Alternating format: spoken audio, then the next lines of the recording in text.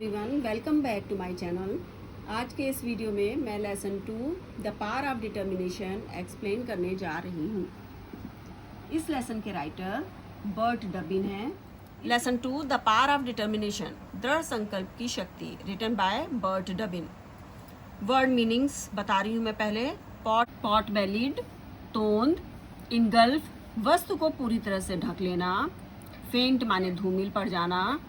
डूम माने किसी को दुर्भाग्यशाली बताना। क्रिपल माने अपंग। मोटर माने गति देने वाली, नसों से जुड़ा हुआ। डेंगल माने लटकना। कन्फाइन, बिस्तर या व्हीलचेयर पर रहने को मजबूर होना। पिकेट फेंस, बाड़ को संभालने वाला खंबा। स्टेक, किसी वस्तु को संभालने वाला खंबा। परसिस्टेंस, विपरीत परिस्थितियों में किया गया संघर्ष। और अंतिम है रिजोल्यूट, दृढ़ संकल्पी। और अब लेसन का explanation. The little country school house was heated by an old fashion pot bellied coal stove. School विद्यालय, गांव के या कस्बे के विद्यालय को, जो स्कूल की बिल्डिंग होती है, उसे एक पुराने तरीके की सिगड़ी के द्वारा गर्म किया जाता था। पॉट बेलिड मीन्स गोल या तोंद के आकार की, आप इसे बोल सकते हैं। A little boy had the job of coming to school early each day to start the fire and warm the school before his teacher and his classmates arrived। एक छोटे बच्चे को ये काम दिया गया था। उसका ये काम था कि हर दिन प्रत्येक दिन सुबह को अपने स्कूल के सहपाठियों और टीचर के आने के पहले वो रूम को या कक्ष को गर्म रखे। One morning they arrived to find the schoolhouse engulfed in flames। एक दिन जब वो लोग आए तो उन्होंने पाया कि स्कूल का जो भवन है उसे वो लपटों से घिरा हुआ है।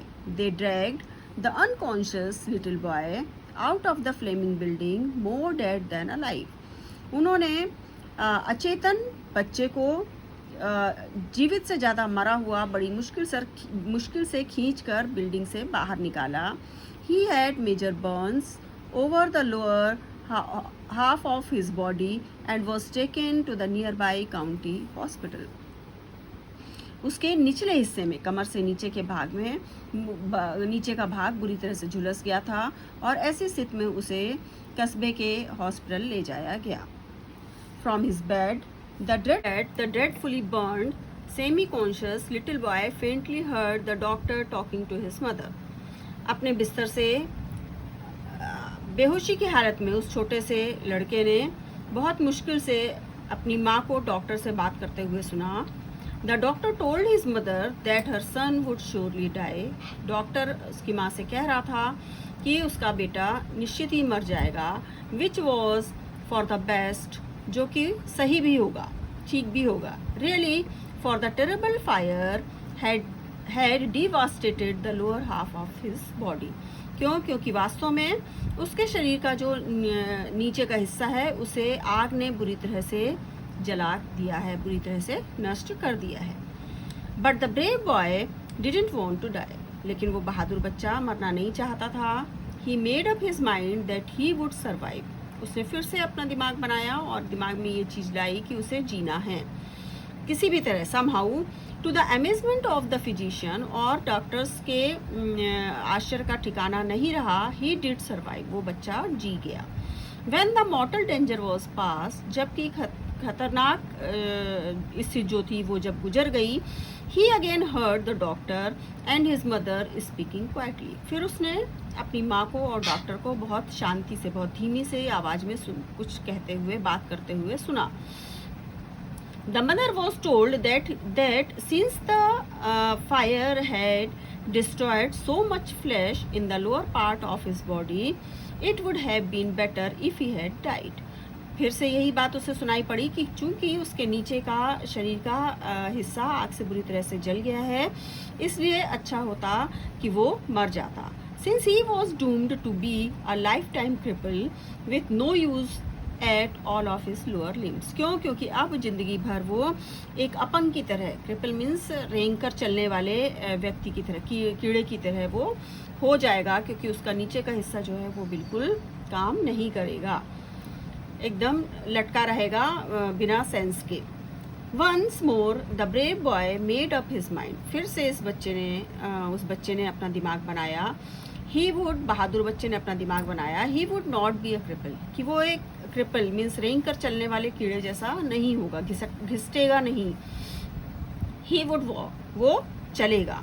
But unfortunately from the waist down he had no motor ability, लेकिन दुर्भाग्य से कमर से नीचे के हिस्से में उसके शरीर में किसी तरह की कोई हलचल नहीं हो रही थी। His thin legs just dangled there all but lifeless, उसकी पतली पतली टांगें सिर्फ लटकती रह रही थी बिना जीवन के। Ultimately he was release from the hospital, और वो समय भी आया जबकि अंत में उसे हॉस्पिटल से वापस भेज दिया गया, हॉस्पिटल से रिलीज कर दिया गया, मीन्स छुट्टी दे दी गई।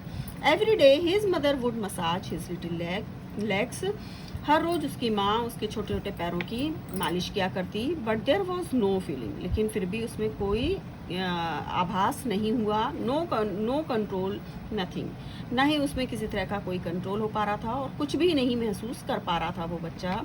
Yet his determination that he would walk was as strong as ever, लेकिन उसका ये पक्का इरादा, दृढ़ निश्चय कि कैसे भी तो वो चलेगा, बहुत स्ट्रांग, बहुत मजबूत होता चला गया और मजबूत बना रहा। When he wasn't in bed, जब वो बिस्तर पर नहीं होता, he was confined to a wheelchair, तो वो व्हील चेयर पर बैठा होता या वहाँ पर उसको बैठा दिया जाता। One sunny day, his mother wheeled him out into the yard to get some fresh air. एक दोपहर के समय, सनी डे मीन्स धूप निकली हुई थी, उस समय उसकी माँ उसे व्हील चेयर पर लेकर बाहर यार्ड में लेके गई कि कुछ उसे ताजी हवा मिल सके। दिस डे, इस दिन, instead of sitting there, wheelchair पर बैठे रहने की बजाय, he threw himself from the chair, उसने अपने आप को चेयर से, एक कुर्सी जो थी, जो व्हील चेयर थी, उससे अपने आप को धक्का दे दिया। ही pulled himself across the grass, उसने अपने आप को घास की तरफ खींचा। Dragging his legs behind him, और अपने आप को आगे बढ़ाया, अपने पैरों को पीछे छोड़ते हुए। He worked his way to the white picket fence bordering their lot, वह अत्यंत मेहनत करके उस सफ़ेद बाड़ तक पहुंच गया जो कि उसके घर की सीमा रेखा थी, जहां तक कि उसके घर को बाढ़ से घेरा गया था। With great effort he raised himself up on the fence, काफ़ी प्रयत्न करने या काफ़ी मेहनत के पश्चात वह उस बाड़ के सहारे उठा। Then stake by stake he began dragging himself along the fence, resolve that he would walk, फिर वह बाड़ के साथ साथ घिसट कर धीरे धीरे चलने लगा। He started to do this every day until he wore a smooth path all around the yard besides the fence. ऐसा वह हर दिन तब तक करता रहा जब तक बाड़ के आसपास एक आसान सा रास्ता नहीं बन गया। There was nothing he wanted more than to develop life in those legs. अपने पैरों के विकास के लिए इससे ज़्यादा वो और कुछ कर ही क्या सकता था। ऐसा प्रयत्न करता रहा कि वो वहाँ पर एक रास्ता चिकना उसने बना लिया। Ultimately, through his daily massages, his iron persistence and his resolute determination, he did develop the ability to stand up, then to walk haltingly, then to walk by himself, and then to run. अंततः अपने प्रतिदिन के मालिश, जो उसके पैरों की massage हो रही थी, मालिश की जा रही थी, वो निरंतरता, लगातार की मेहनत, दृढ़ निश्चितता और उस दृढ़ निश्चय, जो डिटर्मिनेशन, पक्का इरादा जो था, उसकी वजह से अपने पैरों पर खड़े होने की शक्ति का उसने विकास किया। उसके बाद वह रुक रुक कर चला, फिर अपने आप से चला और उसके बाद वो दौड़ने भी लगा। He began to walk to school, उसने शुरुआत की स्कूल जाने की, चलकर जाने की। Then to run to school, फिर वो दौड़कर स्कूल जाने लगा। To run for the sheer joy of running, दौड़ने की खुशी की वजह से वो दौड़ता, उसको जो खुशी होती उसकी वजह से वो दौड़ने लगा।